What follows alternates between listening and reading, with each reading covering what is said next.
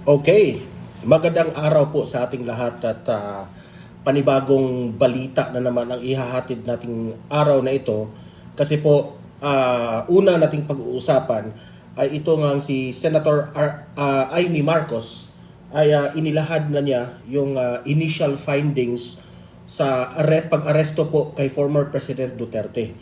At ito yung nangyari sa hearing sa Senado na sa mga statements doon at sa mga findings doon ni Senator Amy Marcos ay natuklasan na talagang maling-mali po ang ginawa nila na pag-aresto kay Tatay Digong.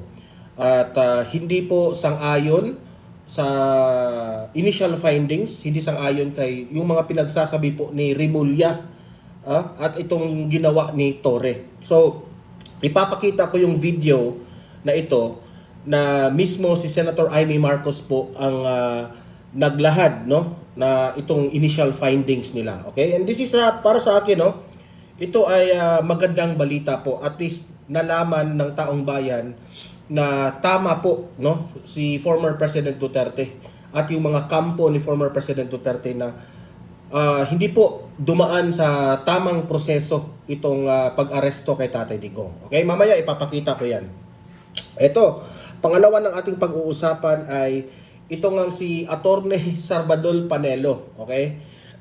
Hinahamon itong si Senator Amy Marcos mga mabibigat itong hamon ni Attorney Panelo dito kay Senator Amy Marcos.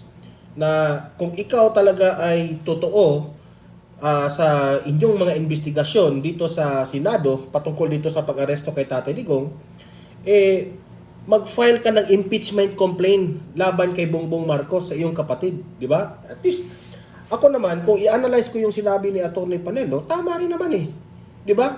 Kasi marami nga ang nagsasabi na nagiging useless na yung mga hearing niyo diyan sa Senado, di ba? Kung sa tingin niyo mali yung ginawa ng kapatid mo, edi kaming mga DDS supporters mangunguna kaming ikampanya ka, Senator Amy Marcos, kung mag-file ka ng impeachment complaint laban sa kapatid mo. Which is tama si Panelo, di ba? So yan yung pangalawa nating ipapakita sa inyo talagang si Attorney Panelo po ang nagsasabi niyan in-interview siya. Itong pangatlo na ating pag-uusapan ay itong identity ng nag-uudyok sa OFWs dito sa zero remittance, may plano bang ang tanong ngayon, may plano ba ang Malacanang na filean sila ng kaso?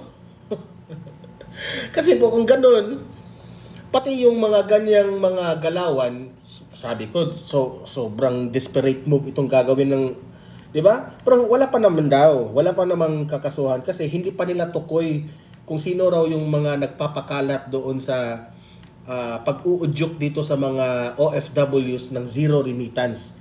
Okay, natatakot sila dito di ba?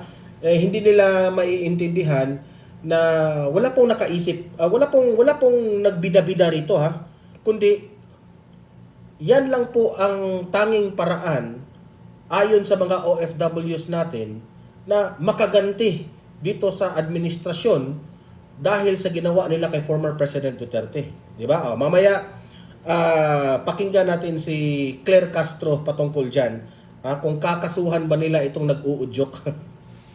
Ay nako, nakaka-stress itong palasyo na ito. Okay? Ito, palasyo sa relasyon ni Presidente Marcos at ang kapatid niyang si Senator Amy Marcos. Which is tinanong itong si Attorney Claire Castro kung kumusta na ba ang relasyon ni Bongbong Marcos at itong si Senator Amy Marcos. Okay? Pakinggan natin ang opinion. Kasi hindi naman ito communications officer. Opinion ito ni Claire Castro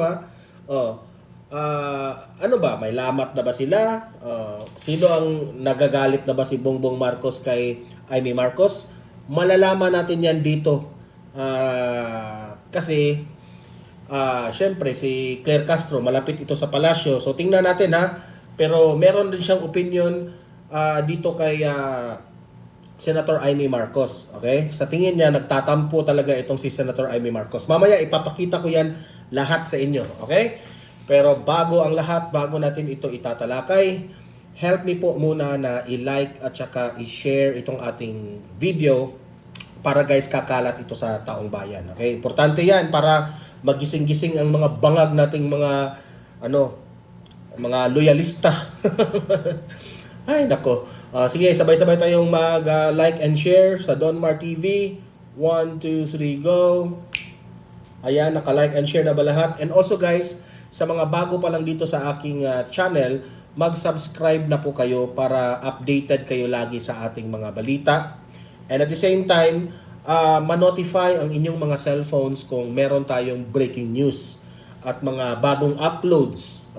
Kung nagla-live ang ating channel, ma-notify rin kayo. Okay? So, mahalaga po na mag-subscribe kayo sa mga bago pa dito. Okay? Sabay-sabay tayong mag-subscribe. 1, 2, 3, go! Ayan, nag-subscribe na ba lahat? Okay? So, ito, unahin muna natin itong initial findings ng Senado patungkol po dito sa pag-aresto nila kay Tatay Digong. Okay? Ano ba ang findings ng Senado? Tama ba yung ginawa nila? Nila Torre, nila Rimulya? O mali ba? No? This is basing on the batas natin. Ito yung nakagandahan kasi pinagbabase ito sa batas. At dito nabubuking, natutuklasan na maling-mali po ang mga paliwanag ni Rimulya. Ito po, ipapakita po natin ito. Ayan. Amy Marcos, pasok. So, as far as the investigation goes, this is the timeline and we're happy to share it with you. In the meantime, I'd like to read the preliminary findings following last week's investigation and public hearing. Number 1, the Philippines had no legal obligation to arrest former President Rodrigo Roa Duterte and turn him over to the International Criminal Court. What was received was only a kumbaga guys, ito ay konklusyon na ito ng Senado ha. Lahat ng sasabihin ni Senator Amy Marcos dito, ito na yung konklusyon. Okay? But sa initial findings pa ito, okay? Patuloy. Notice not verified or approved by the Interpol Secretariat.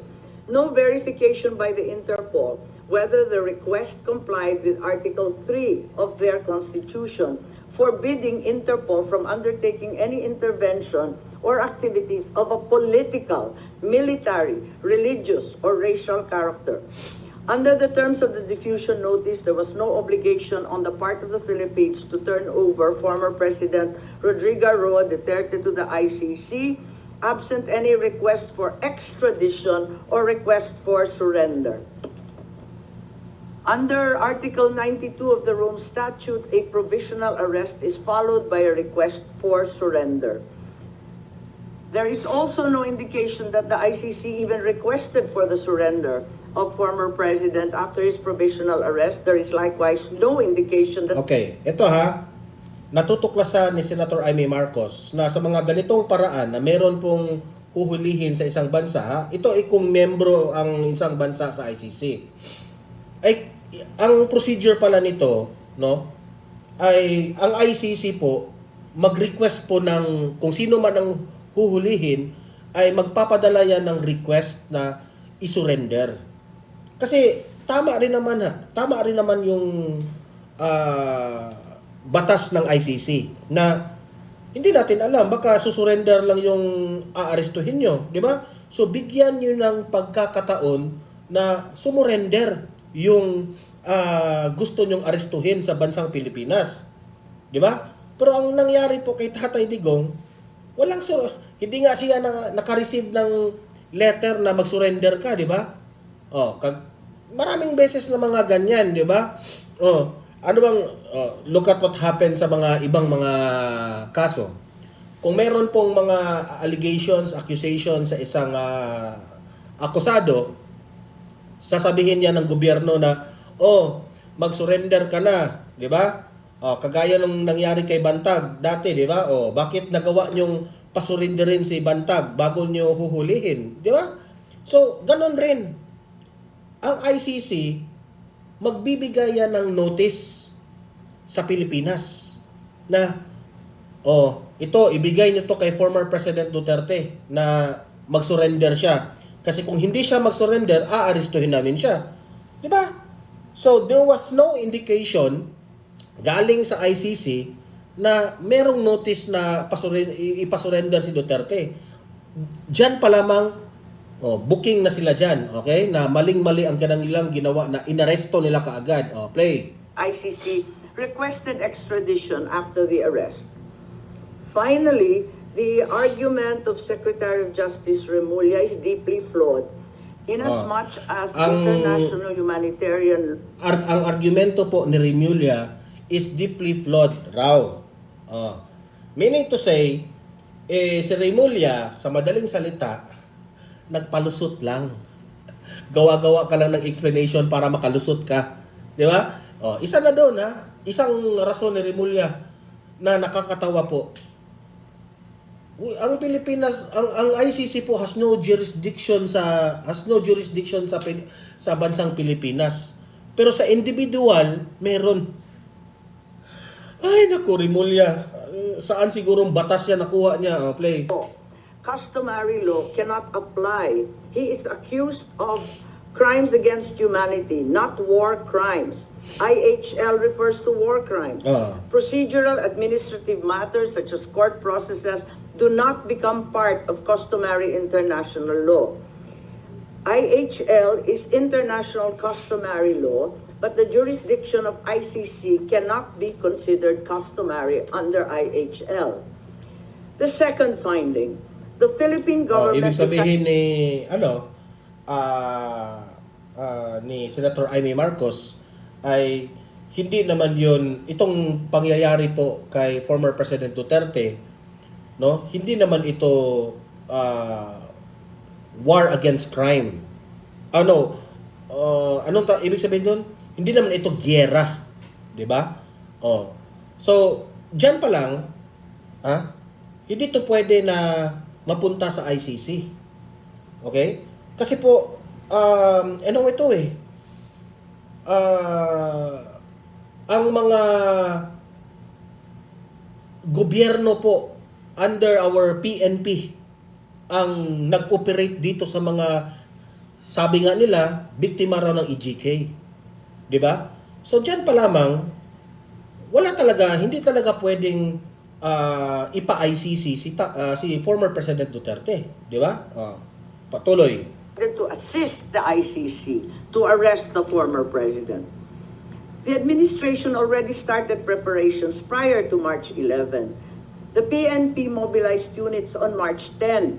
The National Security Advisor Anyo was already tracking the former president's camp before the arrest. Even before the ICC prosecutor applied for a warrant of arrest, there was already statements by key executive officials that the administration will cooperate if the ICC courses the request through Interpol to arrest the former president. Finally, the claim of the Department of Interior and Local Government Secretary John Vic Remulla that the supposed group effort was only based on rumor is incredible. This attempt to cover up what was already aired on media and what had already come to pass was...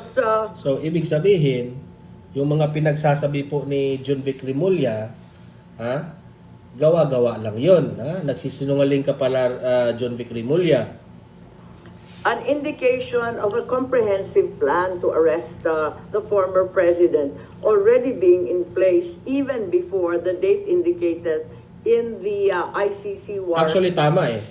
Kasi po, natutuklasan doon sa hearing na walang red notice. Ano ba ang ibig sabihin ng red notice?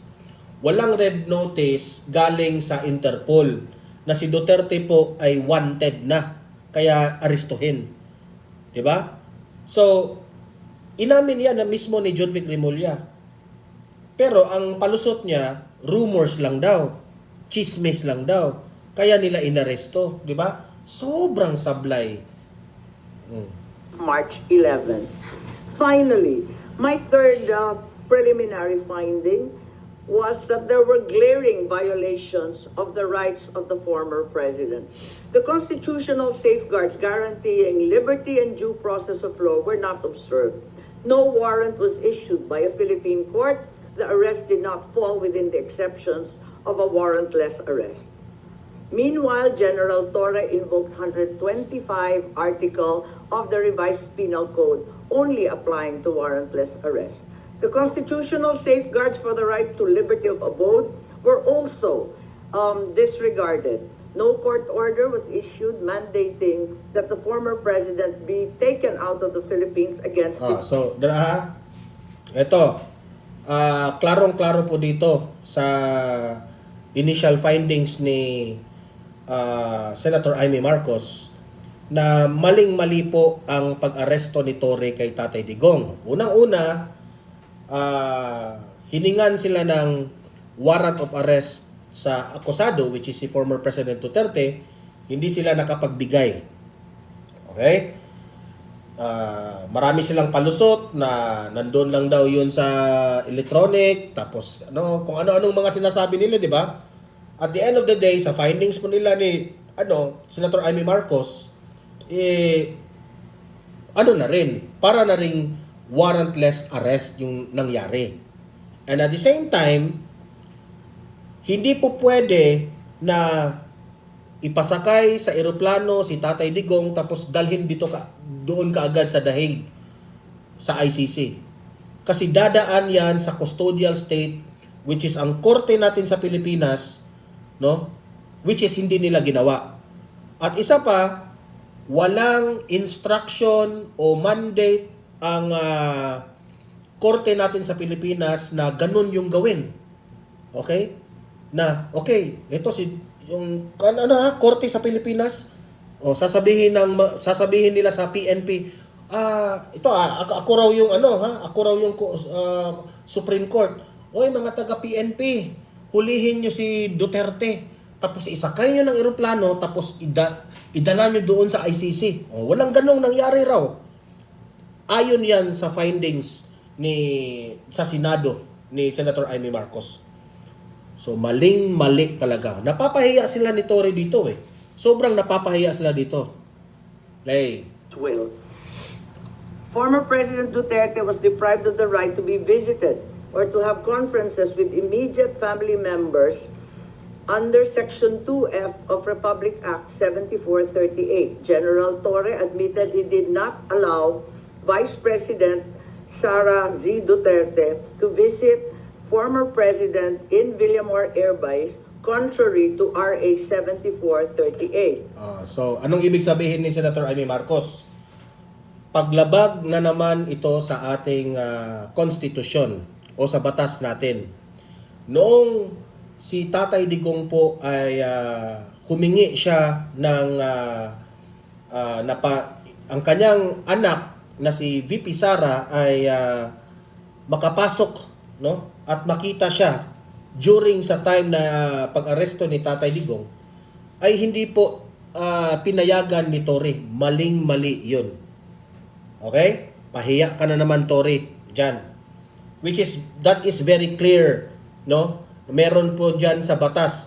Di ko lang mabanggit anong RA yun, basta lumabag ka doon, Torre.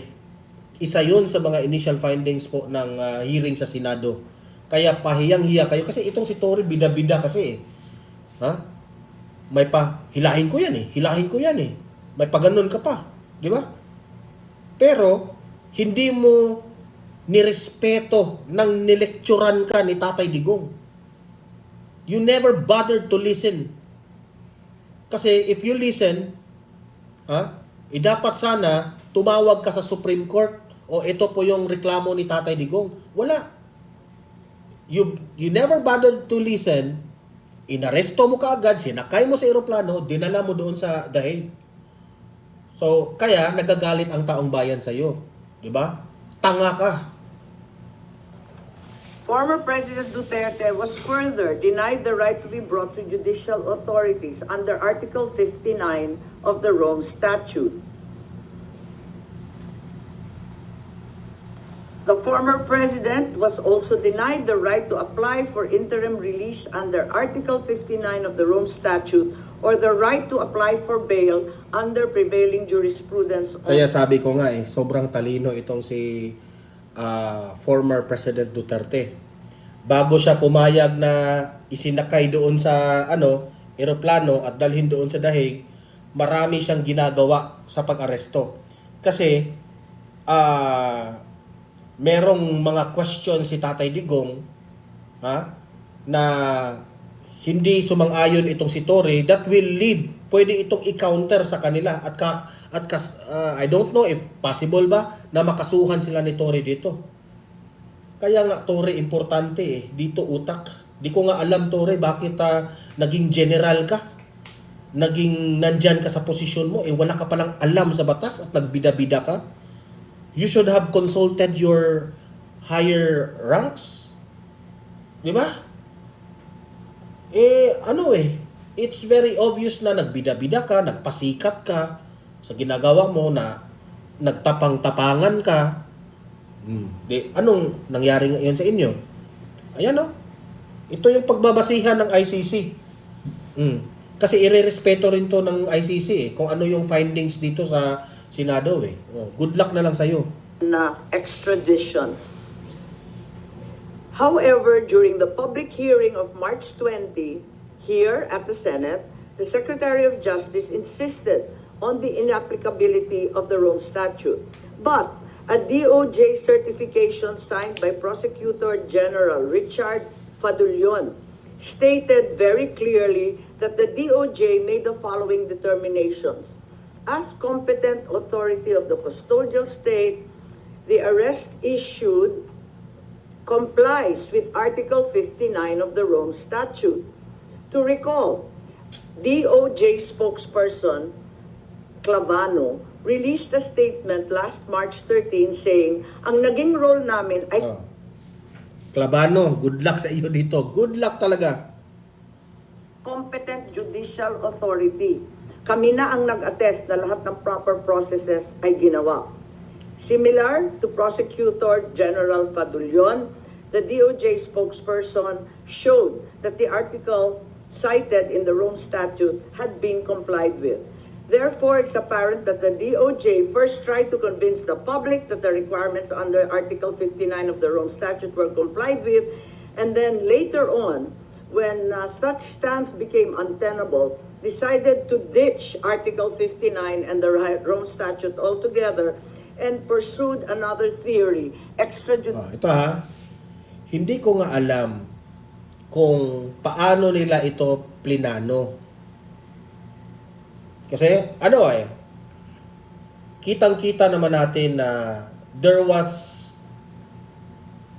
an obvious plan na talagang arestuhin si Duterte, isakay sa eroplano, dalhin sa Dahig. Meron talagang ganyan na di ba? Ngayon, bago nila gawin yan, sa tingin ko plinano ito. Inamin pa nga ni John Vic Remulla, it's not individual effort kundi it's a group effort. Inamin yan niya, di ba? Sa media. Meaning to say, nagplano sila. Aminin man nila sa hindi, so yun ang nakikita natin na talagang plinano. Okay?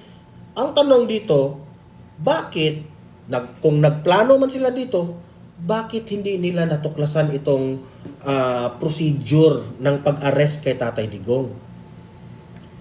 Bakit ang step number 1 lang ang ginawa nila? Aresto tapos dinala. Bakit hindi nila dinaan ito sa custodial state sa korte natin? Di ba? Maling-mali sila doon. It's very obvious. Kaya nga sabi ko, this is very unfair on the part of former President Duterte. Rendition and invoke RA 9851, particularly Article 17. Yun lang po. So those are the 3 findings right now. As we speak, we are not certain if we will continue at magkakaroon pa ng...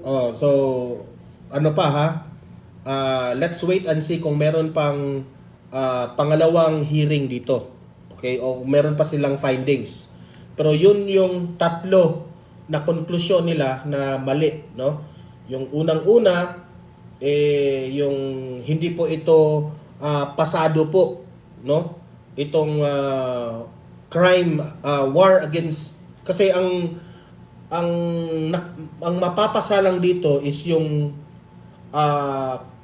war sa yung mga, for example, merong giyera at marami pong namamatay sa giyera o kung ano man yung kasalanan ng akusado, doon lang yun pasado. Okay? Hindi ko masyadong naiintindihan yun, pero isa yun. Okay? Na, kalimutan ko yung term niya eh. Crime against humanity. Okay? Crime against humanity.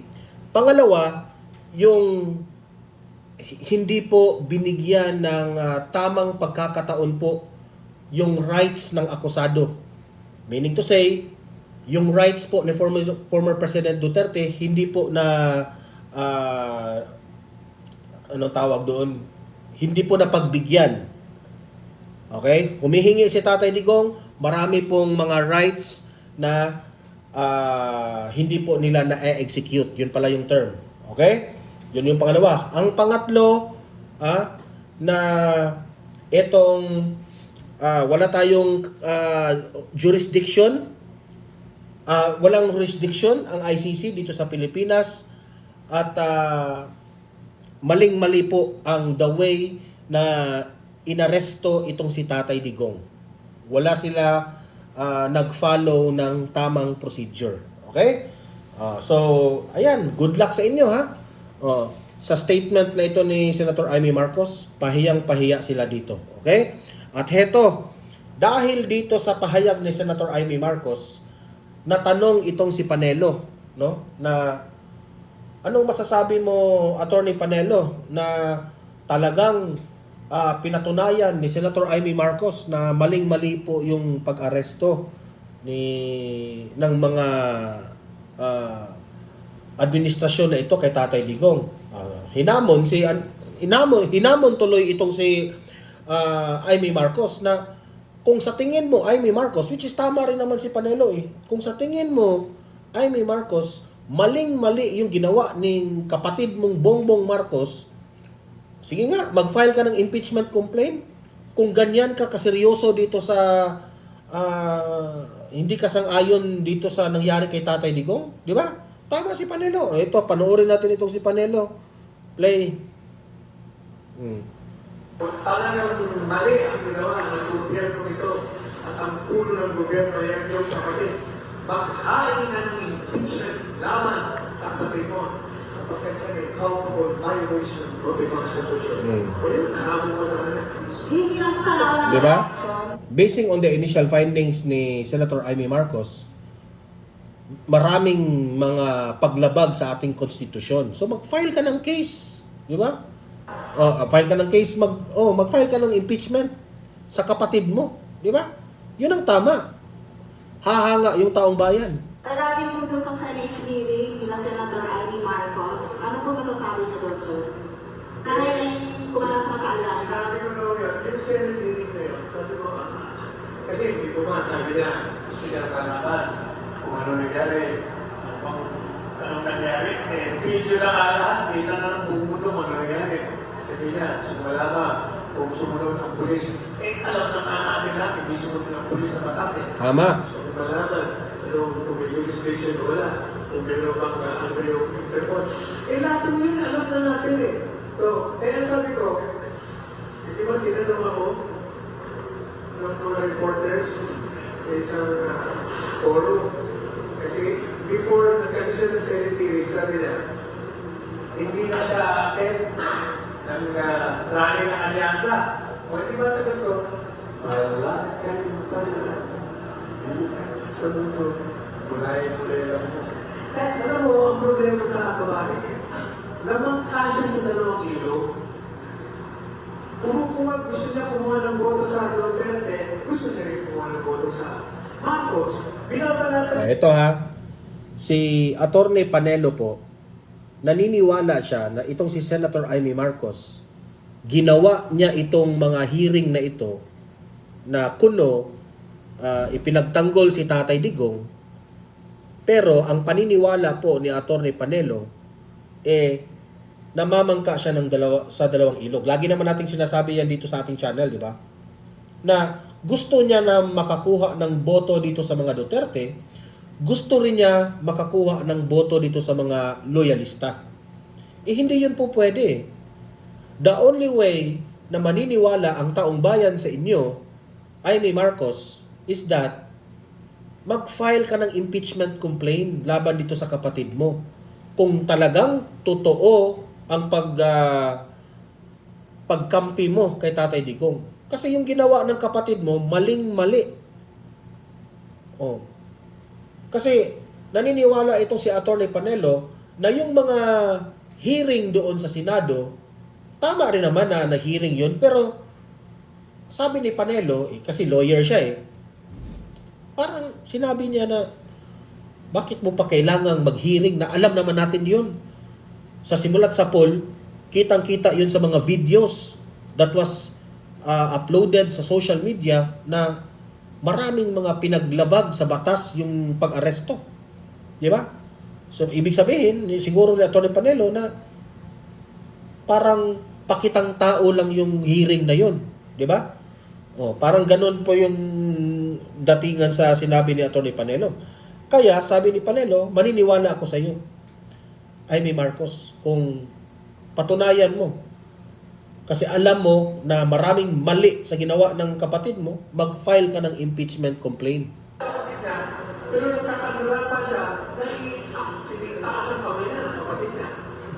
Pagkatapos, nung nakita niya na nakakita naman siya ng oportunidad na pwede mahalin siya ng mga Duterte, eto na naman siya. Tapos, eto, di ba, yung kanyang kapatid, hindi siya binabanggit. Ano ba, atong beses ka nata sa natin. Kaya no choice ngayon siya. Kaya sabi niya, she voted me. You did not vote, you were fired. Tinangkang ka na yan ng alyansa. Kaya, tingnan nyo, ang survey na, ang trajectory niya pabagsak. Kasi nga, ang tao, wala nang tiwala sa kanya. Nasira na ang credibility niya. Wala nang pagkitiwala. Kaya kahit anong gawin niya pa Kaya nga, di ba? Lesson learned yan sa mga lahat ng mga politicians. Hindi ka dapat marami yan marami dito sa sa Pilipinas yung mga ganyang politika, yung gumigitna sila. Ito awayan ito ng mga malaking pangalan sa politika. Gumigitna ka lang. Konting papanig dito sa kabila, konting papanig dito naman sa other side para magmukha siyang walang kinakampihan. Akala siguro nila na boboto ito sa inyo, ito rin boboto sa, di ba? At the end of the day, magagalit yung both sides. Yan ang disadvantage Magagalit ang both sides, hindi ka na iboboto Anong mangyari? Babagsak yung rating mo. Sabi nga ng mga Kastila, merece, you deserve it. Merece. Pero sir, saan kaya patutungo doon yung ginawa nilang hearing na yan? May makakasuhan ba? Saan kaya patutungo yung ginawang hearing nila? May makakasuhan mo ba? Sa programa ko, Ito. Tinatanong, anong purpose ng hearing na yun? May makakasuhan ba? Ito na yung sinabi ni Panelo. sabi ko sa kanya, actually, sa TikTok, Senadora, kung gusto mo akong maniwala sa'yo, yung ginagawa ko, demanda mo, ikaw mismo mag-demanda mo sa mga pulis na lumabang na batas. Number 1. Number 2, kung talagang mali ang ginawa ng gobyerno ito at ang ulo ng gobyerno ay yung kapatid, maghain ka ng impeachment laban Tama. sa ating mo. Kasi alam mo, Senator Amy Marcos, sa totoo lang, wala kaming problema sa hiniring mo, na itong pag-aresto ni Tatay Digong. Napatunayan mo, kami, sa totoo lang, humanga kami na napatunayan mo talaga sa taong bayan na mali si Remulla, mali si John Vic, mali si Torre, mali yung kapatid mo, yes, na napatunayan mo yun. Pero isa lang, kung totoo ang iyong pag-investigate na yan, idemanda mo itong mga taong ito. Pati yung kapatid mo, mag-file ka ng impeachment. If you are true to your investigation. Violation of the Constitution. O yun, kasama mo sa kanya. Yeah. Hindi mo siya magagawin. Kasi ka pala kayo siya. Thank you, sir. Di ba? So, tama si Panelo. Tama siya. We are waiting, Senator Amy Marcos, na talagang itodo mo yan. Ito. Sinagot na rin ito, na itong kung sino ang nag-uudyok dito sa zero remittance, wala pang plano ang Malacanang kasi hindi pa nila tukoy kung sino ang nag-uudyok dito sa zero remittance. Sa analysis po natin, baka ito ay kakasuhan ng administrasyon na ito. Ang tanong dyan, nasa batas ba natin yan? Kasi sa palagay ko, wala namang nag-uudyok, no? Naisipan lang yan ng mga ng mga OFWs natin . Ito. Play. Wala pang impormasyong natatanggap ang Malacanang hinggil sa umano'y mga taong maaaring nag-uudyok sa mga overseas Filipino workers para makiisa sa sinasabing zero remittance week mula March 28 hanggang April 4. Dahil dito, wala pa sa plano ng Malacanang ang pagsasampa ng kaso laban sa sinumang mga nasa likod nito. Pero as we speak now, wala po tayo nakikita na Wala talaga kayong makikita kasi po panawagan lang yan . Sa rally yan nagsimula sa tingin ko na ito lang yung way na makaganti tayo. 'Di ba? Wala na kayong magagawa diyan . Pera yan ng taong bayan. 'Di ba? Pati pera ng taong bayan, kayo ang magkokontrol. Tapos kakasuhan nyo. Sablay yun. That is a desperate moves. Sa totoo lang. sasampa ng kaso. Wala pa po tayo sa ganyang sitwasyon.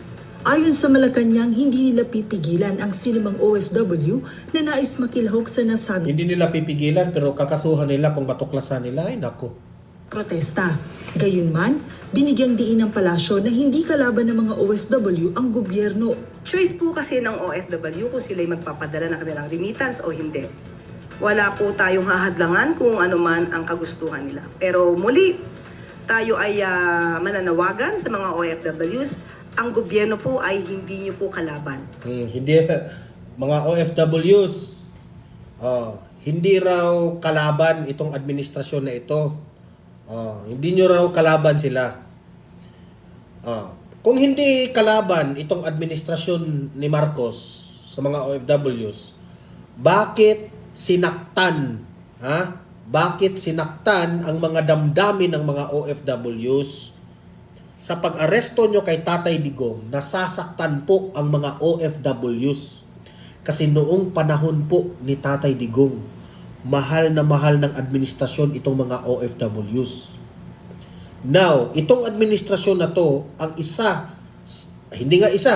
itong administrasyon na ito, ang siyang dahilan na naaresto si Tatay Digong ngayon sa ICC. That is very impossible, pero you made it possible. Kasi imposibleng madakip si Tatay Digong sa ICC, di ba?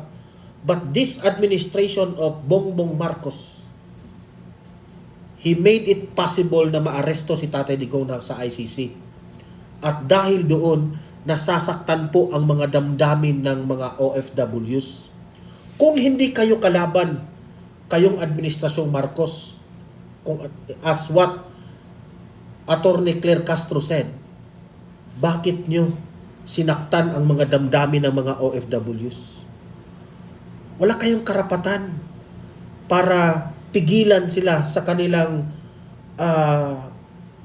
move na dito sa zero remittance. Wala kayong karapatan para magbida-bida dyan. Okay? Pag, alam nyo, gusto lang silang gumante sa administrasyon na ito sa ginagawa nyo kay Tatay Digong. Di ba? Hindi ko inuudyok ng na tama yung ginagawa. Hindi ko inuudyok na tama yung ginagawa. But tayo po ay nauunawaan natin ang mga OFWs dito. Kasi po, yun lang po ang tanging paraan para mailabas nila ang kanilang galit. Sa ganung bagay, makaganti sila sa kanilang galit. Di ba? At remember, buti nga itong protesta na ito na zero remittance, mahinahon yan eh. Hindi naman kayo, hindi naman sila nagwiwelga, nagsisigaw o nananakit. Hindi sila nananakit. Okay? Mahinahon nga itong protesta na ito eh. Di ba? Kaya nga, ikaw, Claire Castro, utak-utak rin. Isipin nyo yan.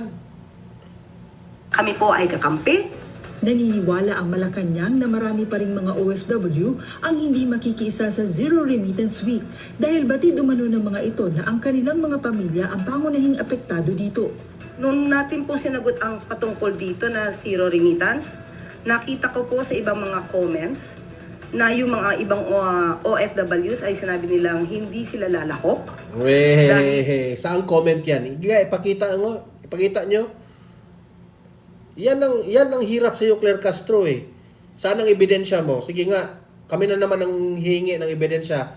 Sino ang nagko-comment dyan? Saan comment mo nakita yan? Sa mga OFWs. Siguraduhin mo na yung nag-comment na nakita mo, OFW yun. Okay? Magpalabas ka na naman ng para sabihin na merong mga OFWs na hindi sang-ayon sa zero remittance. Di ba? Saan kaya nakalap niya? Magpalabas ka ng ebidensya. Kami na naman ang hihingi ng ebidensya. Saan? Magugutom ang kanilang pamilya. Kaya nga, magugutom. Totoo yung sinabi mo. Magugutom ang kanilang pamilya. Meaning to say, sinakripisyo po nila ang kanilang sarili at ang kanilang pamilya para ipaalam sa gobyernong ito na galit na ang OFW sa inyo. Yan po talaga ang gusto nilang mangyari. And at the same time, magagalit itong mga pamilya na ito kasi hindi po sila nabigyan ng suporta ng mga kanilang kamag-anak. That way, magagalit rin sila. Dahil sa inyong Malacanang, nag-zero remittance ang aming mga pamilya doon. Who's to blame? Kayo pa rin ang i-blame yan. Hindi yung mga OFWs. Utak-utak, Castro. Protesta nga ito eh. Di ba? Tuhan ang pamilya nila kapag sinunod nila ang zero remittance. Sa ngayon, wala pang inihahandang contingency plan ang pamahalaan kaugnay sa posibleng epekto ng Zero Remittance Week. Ito'y dahil kumpiyansa sila na hindi basta madadala ang mga OFW sa mga ganitong panawagan.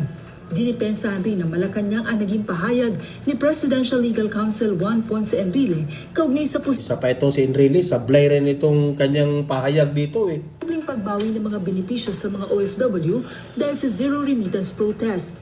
Paliwanag ng palasyo, ipinapaalala lamang ni Enrile sa mga OFW ang mga benepisyo at programang ibinibigay sa kanila ng pamahalaan. Kaya nga sabi po natin, mas maganda po sa lahat ng mga OFWs, hindi po tayo kalaban. Magkakakampi po tayo, pare-pareho po tayo mga Pilipino. Siguro magmasid lamang sila at iwasan na maniwala sa mga fake news dahil kung sila po ay mauudyukan man mga ganitong klaseng panawagan at pagsasagawa ng mga activities laban sa gobyerno, hindi lamang po ang gobyerno ang maapektuhan, kundi mismo ang kanilang pamilya. Joan Nano, UNTV News and Press. Di ba? Kung maapektuhan yung pamilya magagalit sa inyo. Kasi hindi naman ito mangyayari kung hindi dahil sa ginagawa nyo kay Tatay Digong eh. Yun lang ang pulot dulo dyan. Di ba? Heto. Ano na ba talaga ang tunay na status o relasyon nitong si Bongbong Marcos at si Senator Amy Marcos? Dito natin malalaman sa next video natin. Play! Alamin natin, si Attorney Claire Castro pa rin ang idol ninyo. Claire, anong opinion mo tungkol dito, Claire? Relationship between the president and his sister, how do you describe that? Is it still the same? Are they okay? May lamat ba? As we can see from the statements of Senator Amy Marcos, it seems like there is. But on the part of the President, we cannot say that there's a rift between the relationship, in the relationship. Ang kanyang explanation dito, sa side po ni Amy Marcos, talagang may lamat. On the side raw ni Bongbong Marcos, hindi raw niya ito pinapansin. Atty. Claire, ikaw naman huwag kang plastic. Alam naman natin, hindi na nga binabanggit ni Bongbong Marcos ang pangalan ni Amy Marcos doon sa alyansa ng Bagoong Pilipinas. That means to say, naiinis rin itong si Bongbong Marcos sa ginagawa ni Amy Marcos sa pag-hearing dyan sa Senado. Di ba? Ikaw naman, Claire, plastic ka talaga. Kung ako pa sa'yo, hindi ka na lang nag-comment dito. Di ba? Play. Of the two siblings. So, hintayin na lang po natin kung meron masasabihin ng Pangulo. But sa ugali po kasi ng Pangulo, hindi po siya masyadong, alam niyo po yun, hindi siya pikon. Kaya kahit Hindi siya pikon? Totoo? Are you sure hindi siya pikon? Kung hindi siya pikon, bakit hindi niya binanggit yung pangalan ni Amy doon sa alyansa ng Bagoong Pilipinas? Pikon siya, napikon siya. Claire, ay nako Claire. banat, kahit nakita na niyo po si Senator Amy Marcos na nandoon sa Maisog Rally habang binabang... Actually Claire, walang connection yung Claire. Walang connection yun. Yung logic mo yan, maling-mali ka. Yung pumunta siya doon sa Maisog Rally, si Amy Marcos, hindi yun in-expect ni Amy Marcos na ganun po ang banat ni Duterte sa kay Bongbong Marcos. Ikaw naman. ng dating Pangulong Duterte, ang paninira sa kanya, kay PBBM, wala po tayong nadinig. Wala rin po tayong nadinig na... Wala kang nadinig. Kasi plastic yung tao na yan Akala mo, na mabait siya, pero yun pala, silently moving. Gumagapang lang yan ang style ni Bongbong Marcos hinanakit kung meron man mula sa Pangulo para sa kanyang kapatid. Ako, ang ano ko dyan ang comment ko dyan sa totoo lang, wala akong pakialam kung mag-away si Bongbong Marcos at si Amy Marcos. Wala akong pakialam, sa totoo lang. Deserve nila yan. Hindi nga natin alam na pagdating doon sa kanilang bahay, kaibigan lang sila, di ba? Hindi natin alam o kung may lamat na ba sila.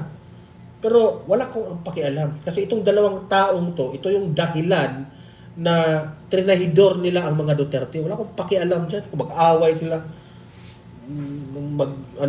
Magkakapatid. Tama rin sa kanila yan. Kung may lamat sila, kung mayroon silang tampuhan o masira man ang kanilang mga relasyon bilang kapatid, deserve nila yan kasi puro sila manggagamit So, kayong mga audience ko dito sa Donmar TV, libre po kayong mag-comment, mag-react sa ating mga pinag-usapan at usap-usap tayo sa comment section, okay? At sa mga don't forget pala na i-like at saka i-share itong ating video na ito para kakalat ito sa mga bangag na hindi pa nagigising. At sa mga bago pa lang dito sa Donmar TV, mag-subscribe na po kayo para updated kayo lagi, okay? Meron tayong pangalawang channel natin sa YouTube, Donmar TV, Balitang Totoo. Subscribe nyo rin yun kasi meron tayong mga videos doon na ina-upload na hindi po natin ina-upload dito sa main channel natin. Okay? At maraming salamat sa mga audience ko dito sa Donmar TV, sa mga moderators ko, at sa mga nagpapakulay. Thank you sa inyo, si Miss Judge. Hindi ko pa mabanggit, baka tomorrow sa aking vlog, ibabanggit ko yung mga nagpapakulay. Maraming salamat sa inyo. At always remember, kayo po ang aking inspirasyon para ilahad sa inyo ang aking opinion sa mga nangyayari ngayon sa ating lipunan. See you in my next video. See you in my next live. Have a great day. Have a great night. And God bless po sa ating lahat. Mabuhay ang Pilipinas. God save the Philippines. Bye-bye!